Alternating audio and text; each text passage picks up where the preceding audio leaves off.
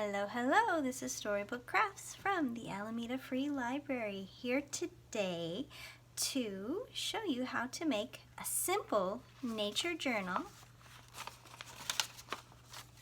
based on this very sweet and informative book called My Happy Year by Bluebird, also by Meisel. This book journals the year or a year in the life of an eastern bluebird from birth until 1 year later. It has some wonderful facts. This is a non-fiction book, but I know you will enjoy it. It reads just like a story. So how are we going to make our nature journal? We need a few things. Let me put my book aside here. The first thing we need is a plain white piece of paper. This is 8.5 by 11. Smaller would be okay, but rectangular is key here because we are going to be doing some division in order to separate this page, or not separate, but segment this page into 12 parts. 6 on one side, 6 on the other. It's actually just 6 parts, but we're going to be using both sides so that we can document 12 months of the year. So we'll need that piece of plain white paper, and we'll need a pencil, and then throughout the year, colored pencils make a great way to add color and bring your little journal to life. So you have 2 ways later on to document your months, either by numbers or by the names of each month, depending on your preference and also your age. Maybe you're in kindergarten and you can't write the word September yet. No problem. You can write the number 9. So the first thing we're going to do is fold our paper. If you happen to have a straight edge or a ruler, and if you'd like to get technical, you could measure out your page, but I like to do this just by eyeballing it. We're not going to get super technical here with our folds. We're going to make a cylinder, so we're going to just roll the paper gently, just like this, into a cylinder shape, and overlap the 2 edges. Press down just a little bit, and once you notice that those 2 edges are just about equal to one another, so before you squish, you can test it out, see if it's lined up and each segment is just about equal to one another, then you can press down. You can fix it. Don't press all the way at first. There we go. We just lightly, so that then we can go in and fix and even out our segments here. And then once we have them nice and even, we'll give a nice press with our fingers to reinforce those folds. All right, so we've just made thirds. We've divided our page into 3 pieces. Now we need to get that last fold, and this one is easy because it's right down the middle. So fold it back up, put those thirds back together, and fold it right down the middle. Give that a nice press. And we have just separated our paper, or divided our paper into 6ths. So little 6ths. 1, 2, 3, 4, 5, 6 segments on each side.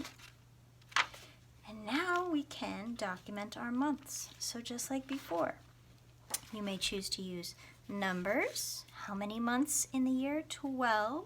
1 number to match each of our segments in our paper. So you can go 1 through 12 if you like, or you can use the names of each month. That would be January, February, March, April, May, June, July, August, September, October, November, December. These are my finished journals. Not finished. They're started. I just made them this month. We're in October, so all I have documented so far is this month.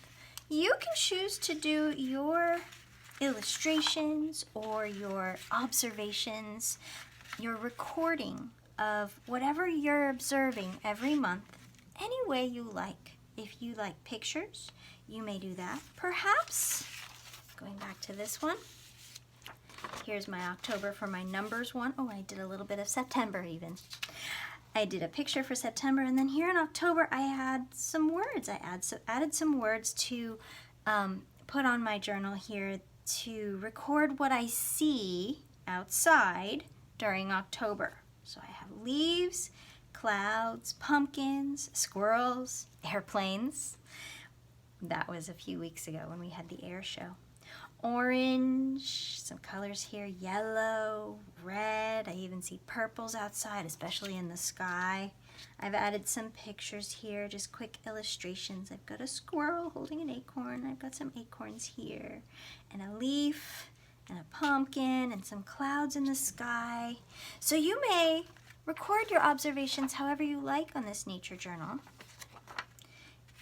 Perhaps, too, when you're done, you'd like to color them in. And on this illustration here, you can see I've got some pumpkins on a hay bale. I've got a nice fall tree. The leaves haven't totally turned colored yet, just started to fall. A nice autumn sky with a bright sun. I've added some nice fall colors. You could even add colors that correspond to each season. So, if you want, you can decide what those colors are a little early on. You can do it now. You can do it throughout the year, but you can make marks on each of these seasons. Here in my number, I've put each one of my numbers in a bubble, and here's September. Fall begins in September, so I'm going to color in the bubbles for fall, all the same color. Fall is September, October, and November, and just a little bit of December. So I'm going to go halvesies here on December. Some of fall is still in December. The rest of December is winter. I'll use blue for winter. So I had a kind of a teal for autumn. I use blue for winter. And then I'll flip it over because winter extends into January and February. And let's go halvesies again because it goes halfway through March. And then spring begins. What's a nice springy color? Yellow. I'll do half of March yellow, and April yellow, and May yellow, and just half of June. Half of June there is still spring, and then summer begins. And let's see, I think for summer I'm going to use, oops, not green then. I think for summer, what color do I see outside a lot in summer? Well, I don't necessarily see a lot of pink, but flowers do remind me of things that are pink. So I'll use pink for summer. Pink makes me happy. Summertime makes me happy. So I'm going to use pink for my summer. And then of course, oh, look at me. I forgot to go halvesies on September. I started out, but you know what? Mistakes, we make them work. I can still go halvesies on my September. Ooh, I love that color actually. Maybe I'll do that for all my numbers when it's halvesies. We'll do both.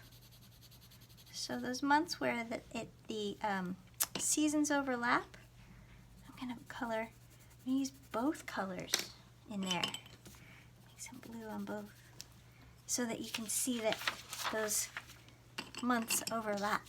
What happens when I have blue and yellow? It's going to become kind of a greenish, isn't it? Ooh, yeah. Cool.